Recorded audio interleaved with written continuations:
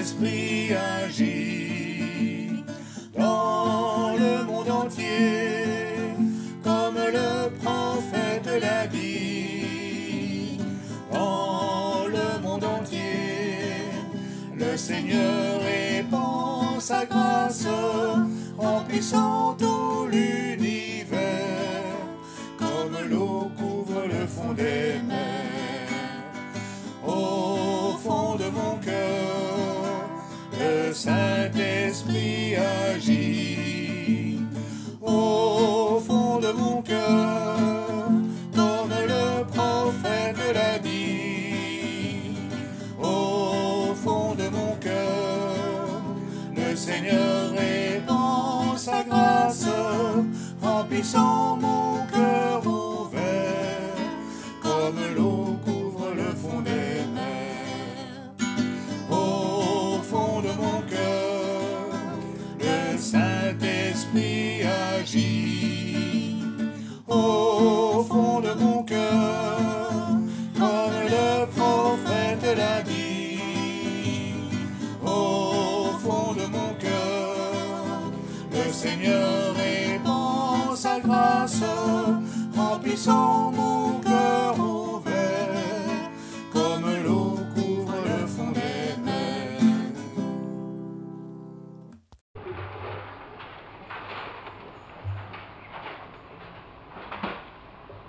Utile à peu de choses.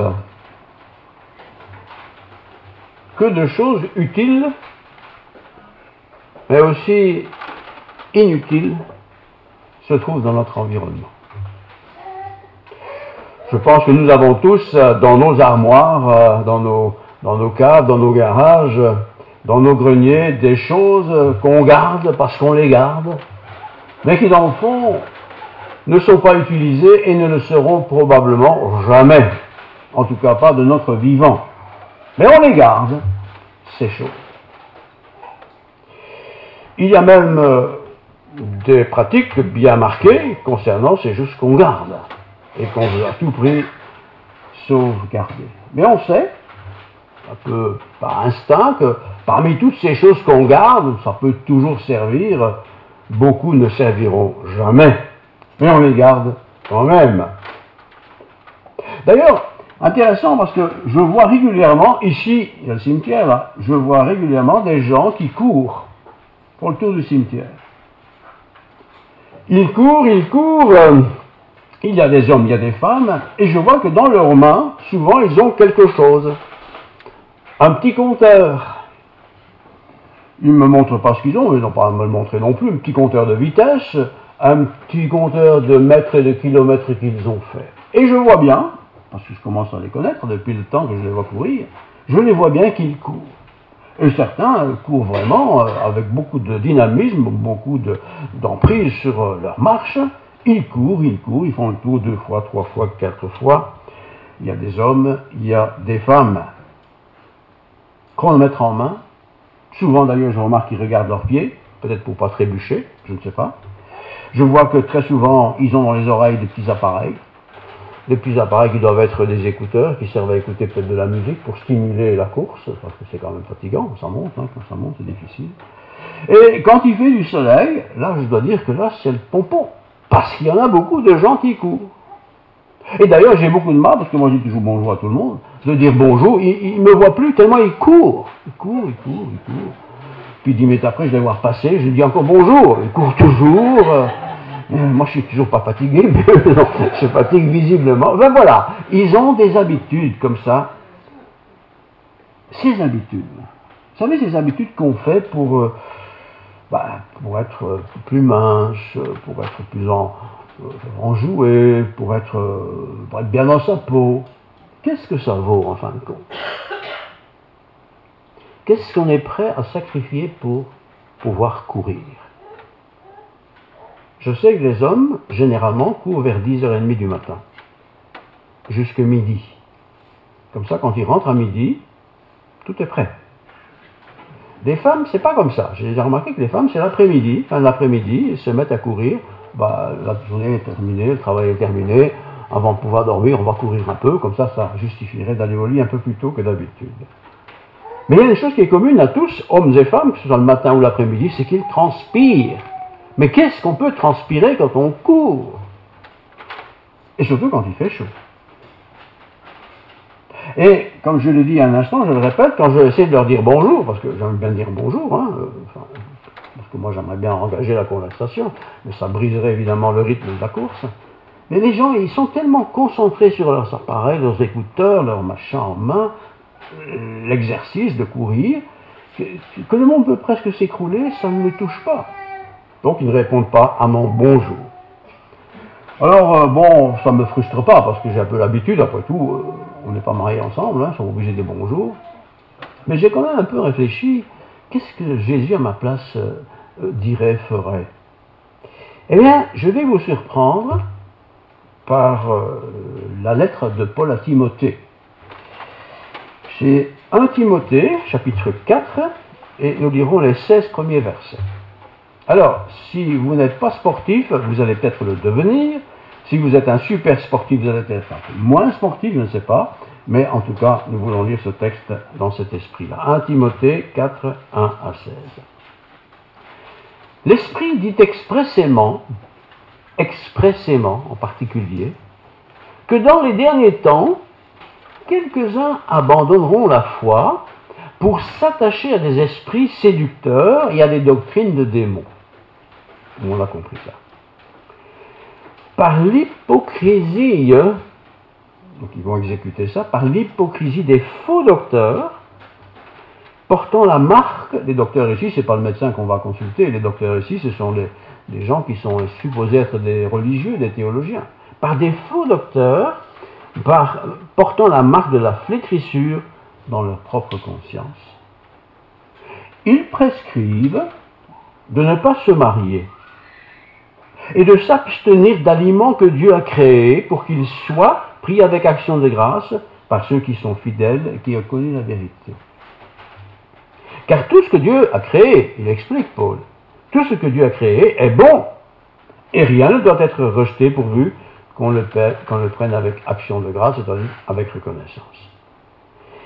Parce que tout est sanctifié par la parole de Dieu et par la prière. Tout est sanctifié. Retenez bien cette phrase. Tout est sanctifié, c'est rendu saint par la parole de Dieu et par la prière. En exposant ces choses aux frères, donc c'est Paul qui écrit ça à Timothée, tu seras un bon ministre de Jésus-Christ, nourri par les paroles de la foi et de la bonne doctrine que tu as exactement suivie. Pas rien comme témoignage d'un maître dont Paul fait allusion à un étudiant, un jeune homme, Timothée. Et puis voilà notre sujet. Repousse les contes profanes de vieilles femmes. Repousse ça, ne t'en occupe pas. Exerce-toi à la piété. Tous ces gens qui courent, ils s'exercent. Hein? Et il dit à Timothée, exerce-toi à la piété. C'est un exercice, la piété. Car l'exercice corporel, tous ces gens qui courent et d'autres choses, c'est utile à peu de choses. C'est pas inutile, mais c'est utile à peu de choses. Tandis que la piété est utile à tout. Elle est la promesse de la vie présente et de la vie à venir. C'est une parole certaine et entièrement digne d'être reçue.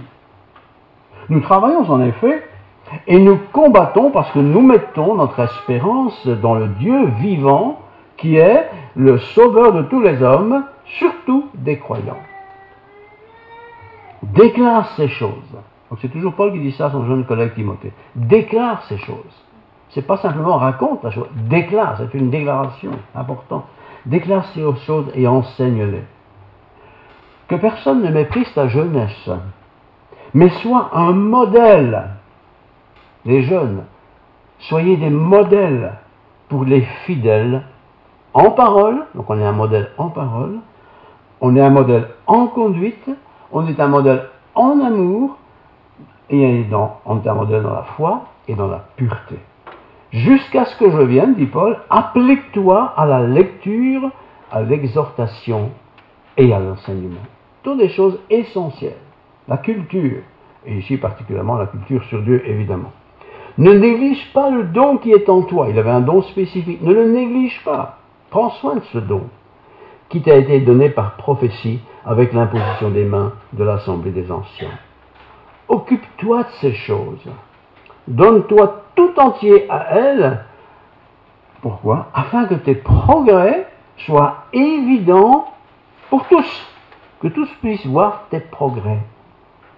Veille sur toi-même et sur ton enseignement.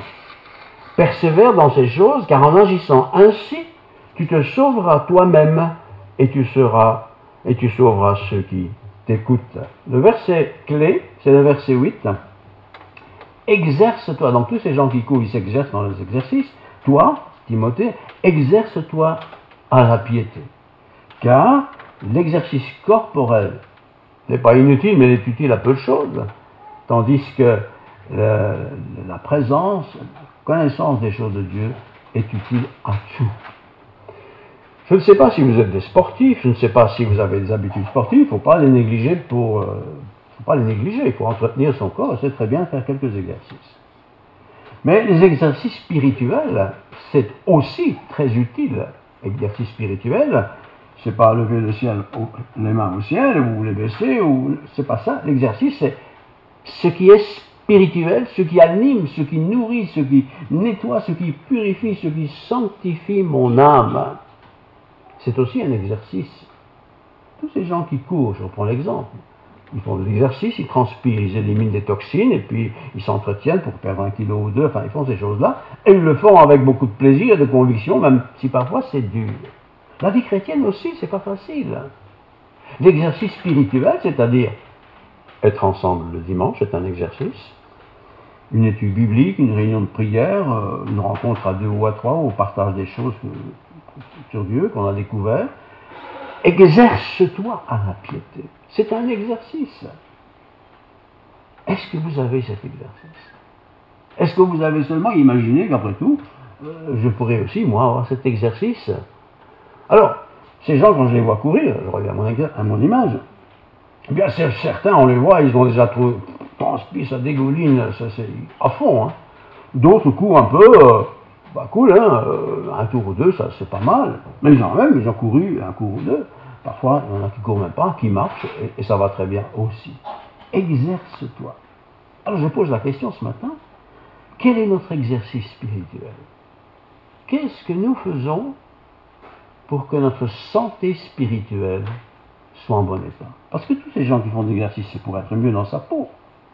Qu'est-ce que moi je fais, comme personne, nous, comme exercice spirituel pour que je sois en bonne santé spirituelle? Ces gens qui courent, c'est ce que je remarque, parce que je les connais maintenant plus ou moins, ils ne courent pas une fois ou 2 par an. Sinon, ce serait terrible.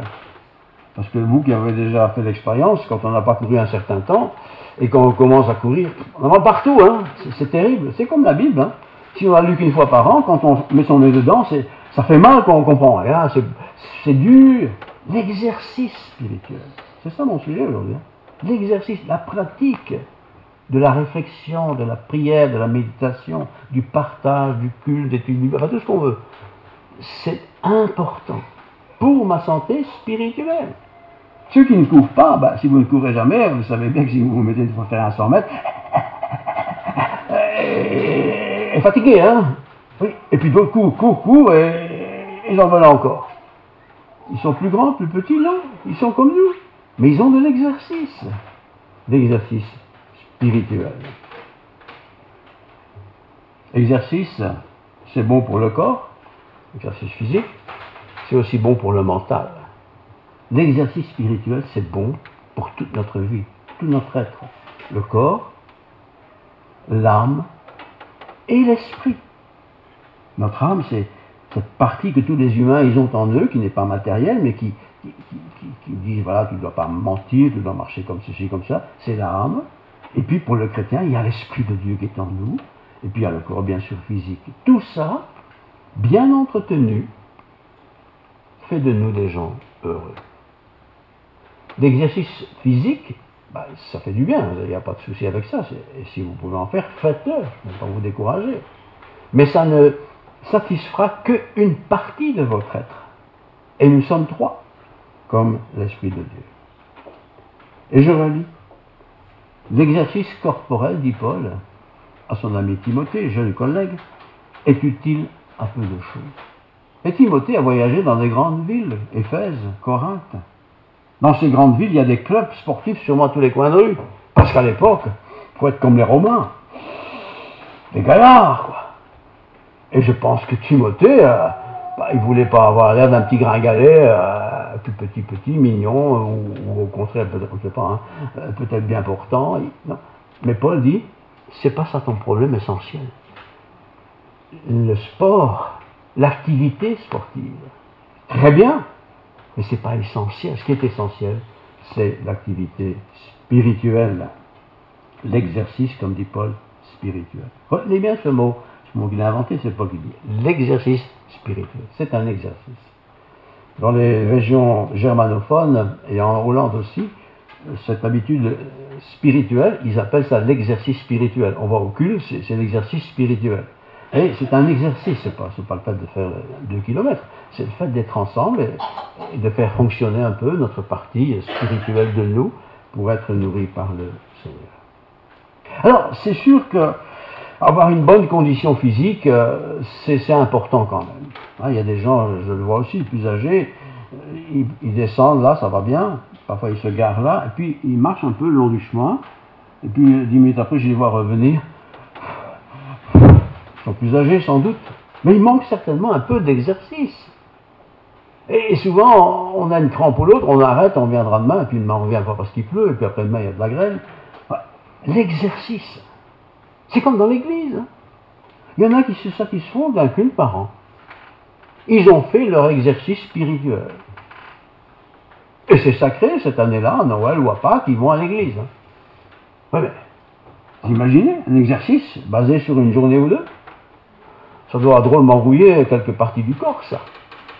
Voyez, il y en a qui vont une fois par mois. Bah, c'est déjà mieux qu'une fois par an. Mais là aussi, c'est pas suffisant, ça. Et puis il y a le culte commun, une fois par semaine, ça va. Mais il y a aussi notre culte personnel, chaque jour. Ces coureurs-là, je ne sais pas s'ils courent chaque jour, je ne vérifie pas. Mais ils courent souvent, parce que je les vois souvent.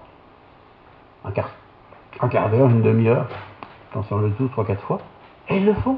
Et parfois ils le font avec d'autres. Hein. Ils se racontent, ils parlent. Voilà. L'exercice spirituel. Il est bon de marcher physiquement, de courir physiquement. Il est bon aussi d'être ensemble spirituellement. Moi j'ai un petit bonheur, c'est que je marche plutôt, moi je ne cours pas vraiment, je marche, je fais à peu près mes 2 km, 2 km 500 par jour, mais je le fais en promenant, hein, je ne cours pas. Mais quand je rentre chez moi, mon appareil, fameux appareil, il me dit « Ah, bravo !» Et il y a un petit programme qui est fait par Fit qui me dit « Bravo !» Il dit « Tiens, on dit bravo !» Au début, j'étais un peu, je ne savais pas, hein. Maintenant je sais, j'attends mon petit bravo. Et au bout il sait savoir si j'ai fait 2 km 3 ou 350. Il le sait. Voilà, vous avez fait autant de kilomètres. Puis il donne un petit résultat. Bravo! Ah, je suis fier de moi. Bravo. Mais à qui je vais raconter ça? Ma femme m'a dit, ça va court, hein. On raconte pas ça. Mais ce petit appareil, il est sympathique, je trouve. Et il me dit, vous avez presque atteint votre résultat. Ah, presque. C'est rarement des fois que je le dépasse. Hein. Voilà, parce que je fais toujours mes mêmes promenades, quoi. Vous voyez, c'est toujours... Mais quand même, ce petit appareil est sympathique. Est-ce que vous avez un appareil spirituel qui vous dit quelque part c'est bien? Tu as prié de notre Père 2 fois aujourd'hui. C'est bien. Bravo. Mais si l'appareil existait, il n'existe pas. On pourrait l'inventer. On pourrait se dire bravo. Mais Dieu dit bravo quand on lui parle. Tu as pris du temps pour me parler, pour me demander mon avis. Est-ce qu'on fait du sport avec Dieu, pour Dieu? Vous voyez? Je le confie, très content des gens qui courent ici, parce que je me dis, voilà, ils se font plaisir. Mais certaines fois, ça fait mal, hein, évidemment, surtout on n'a pas couru un jour ou deux. Mais ils ont du résultat. Et nous, avons-nous du résultat? Alors, parfois, mon petit appareil me dit, vous êtes surpassé aujourd'hui. Parce que parfois, je marche plus vite. Et quand je marche plus vite, c'est parce qu'il pleut. Alors, mais je veux quand même faire mes pas. Donc je marche plus vite. Alors il me dit, vous êtes surpassé. Vous avez fait une telle distance en autant de temps. Bravo. Je suis content. Il y a une petite machine qui me dit bravo. Et je me dis quand même, t'es stupide. Hein. Tu écoutes cette bête machine hein, qui te dit quelque chose qui est programmé. Mais quand même, c'est vrai. Hein, qu'est-ce qui a de la valeur pour nous? Alors je reprends 1 Timothée 4, verset 8. Exerce-toi. Donc il y a beaucoup de choses à faire en tant que chrétien. Mais toi, Timothée, mon cher collègue, exerce-toi à la piété. La piété, c'est tout ce qui nourrit, je le dis, je le répète, tout ce qui nourrit notre être intérieur. Exerce-toi à la piété. L'exercice corporel, quel qu'il soit, il ne faut pas le rejeter, est utile, mais à peu de choses. Puisque le corps est appelé à disparaître, on fait un peu d'exercice, on s'entretient, et c'est très bien. Mais c'est passager tout ça. Par contre, la sanctification, le sport, la marche, l'exercice spirituel dure pour l'éternité. Exerce-toi à la piété, car l'exercice corporel est utile à peu de choses, tandis que la piété est utile à tout. Et je l'ai dit en introduction, je le redis encore maintenant, le sportif, c'est lui qui profite du sport qu'il fait. La piété, c'est pas seulement moi qui en profite, mais j'en profite d'abord. C'est aussi mon environnement, mon entourage. Si je suis un homme, ma femme va profiter de mon exercice spirituel. Parce que mon exercice spirituel m'a approché de Dieu. J'ai découvert quelque chose sur Dieu, j'ai appris quelque chose sur Dieu. Dieu m'a peut-être repris dans tel et tel domaine. En tout cas, tout ça fait que je change, je progresse, j'avance. Et ceux qui sont autour de moi profitent de cet avancement. Peut-être d'ailleurs, ils vont être jaloux. Mais comment il fait, lui? Comment il fait? Comment elle fait? Comment elle fait, elle? Qu'est-ce qui les anime? Qu'est-ce qui les rend joyeux, par exemple? Qu'est-ce qui les rend tristes? Quoi? Comment? Voilà. Comment il a du culot pour parler avec les gens? Comme peut-être s'il ne parle pas, c'est peut-être parce qu'il n'a jamais fait d'exercice, ce domaine. Alors, 1 Timothée 2, explication supplémentaire. Donc, 1 Timothée chapitre 2, verset 2. Donc, je vous exhorte, avant toute chose, à faire des prières, à faire des supplications. Les supplications, c'est des prières un peu intenses pour quelque chose de précis. Je vous exhorte à faire des requêtes, à présenter des sujets à Dieu. Je vous exhorte avec des actions de grâce, des occasions de dire merci à Dieu. Des actions de grâce pour tous les hommes. Tous les hommes, c'est pour les rois, ceux qui nous dirigent, ceux qui sont élevés en dignité. Est-ce que les noms de ces personnes me viennent parfois à la tête et est-ce que je prie pour eux? C'est un exercice, ça. Afin que vous meniez une vie paisible et tranquille en toute piété et honnêteté. Car cela est bon et agréable à Dieu notre Seigneur. L'exercice corporel est utile à peu de choses, mais il est utile.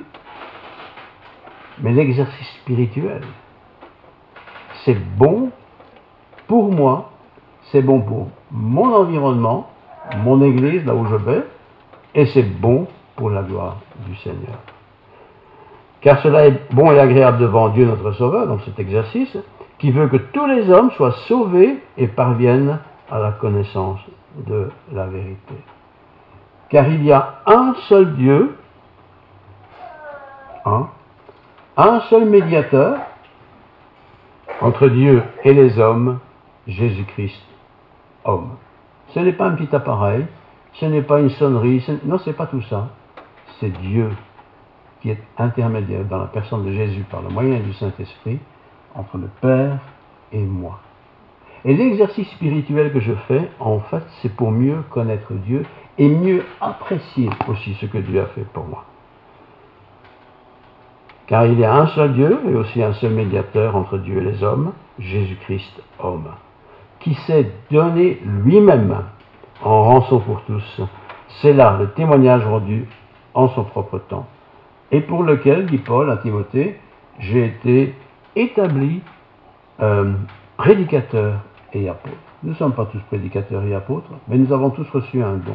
Eh bien, ce don que nous avons reçu, entretenons-le, développons-le pour la gloire de Dieu, selon ce que Dieu nous a confié.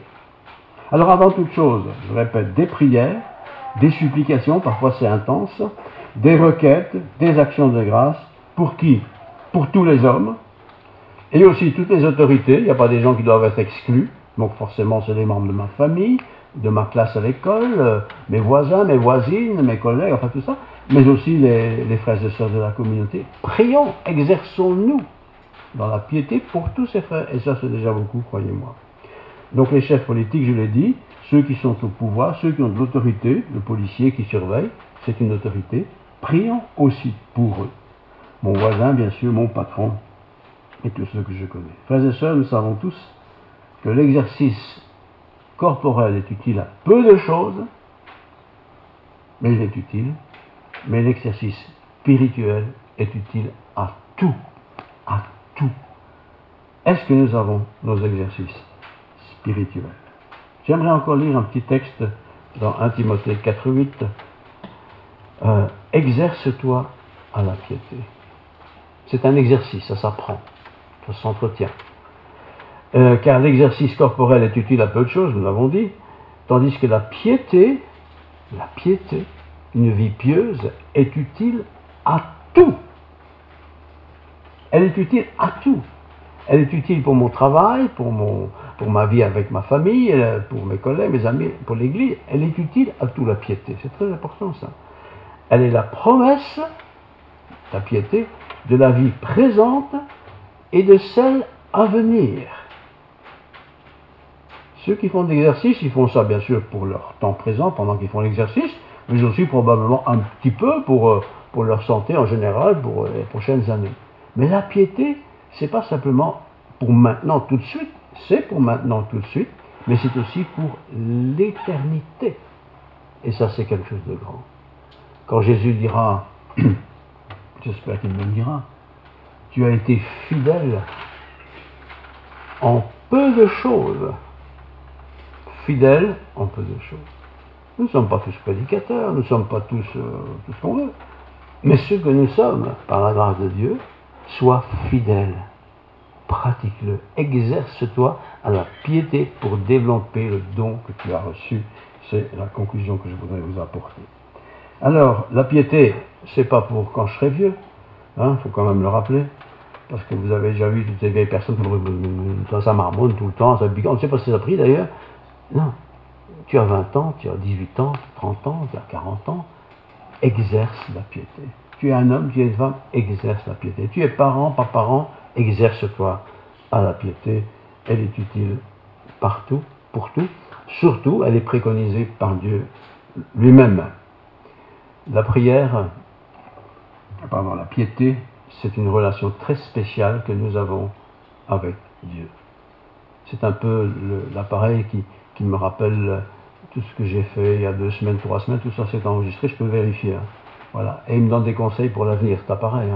Mais c'est physique, c'est pas très important. Mais la Bible, c'est la même chose. Elle m'annonce, elle me donne toutes les perspectives possibles pour l'avenir. Pour le bien de tout mon être, mon corps, parce que c'est un exercice quand même, mon âme, ça c'est la partie immatérielle de notre personnalité, et aussi l'esprit qui est en moi, cet esprit que Dieu me donne.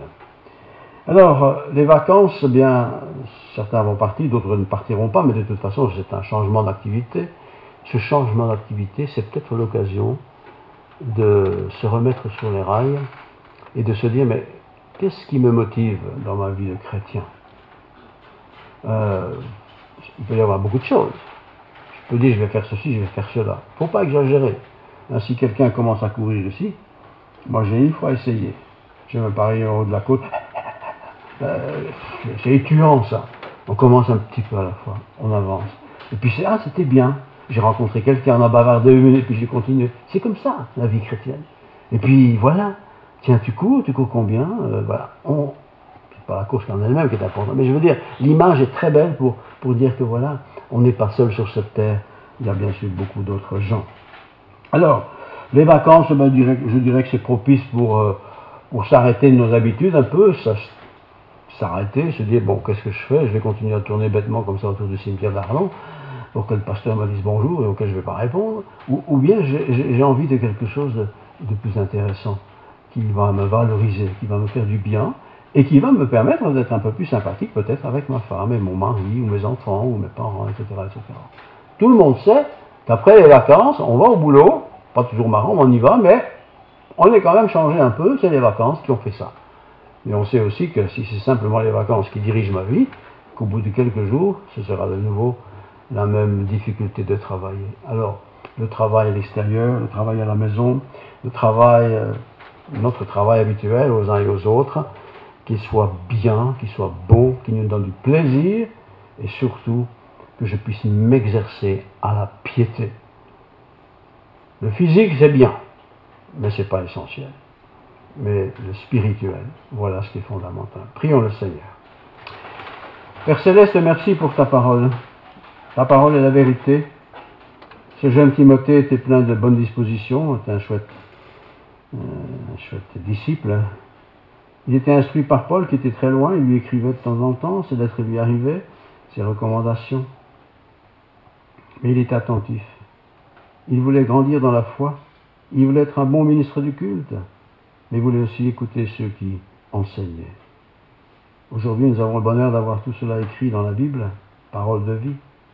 Que cette Bible, nous puissions l'aimer, la lire, la méditer, la faire nôtre, nous laisser aussi transformer, changer, nous laisser être modelés par cette parole. Nous voulons une piété efficace. Nous ne voulons pas devenir des bigots d'église, nous voulons devenir des vrais chrétiens, des vrais enfants rachetés, bénis par toi. Guide-nous, Seigneur Jésus, guide-nous, t'en prions. Gloire à ton nom. Amen. Alors nous allons chanter un tout dernier cantique. Il y en a encore un ? On a tout chanté. Alors, je vous lis quand même la bénédiction. Merci.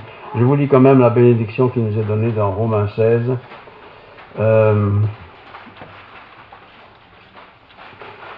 Romains, une belle lettre que je vous conseille de lire de temps en temps. Romains 16, versets 24-27. Voici la bénédiction. Que la grâce de notre Seigneur Jésus-Christ, la grâce de notre Seigneur Jésus-Christ, soit avec vous tous. Et l'Assemblée répond, Amen. C'est écrit, hein. À celui qui peut vous affermir selon mon évangile et la prédication de Jésus-Christ, conformément à la révélation du mystère caché pendant des siècles, mais manifesté maintenant par les écrits des prophètes, d'après l'ordre du Dieu éternel, et porté à la connaissance de toutes les nations, afin qu'elles obéissent à la foi. À Dieu, seul sage, de sagesse, soit la gloire au siècle des siècles par Jésus-Christ. Amen.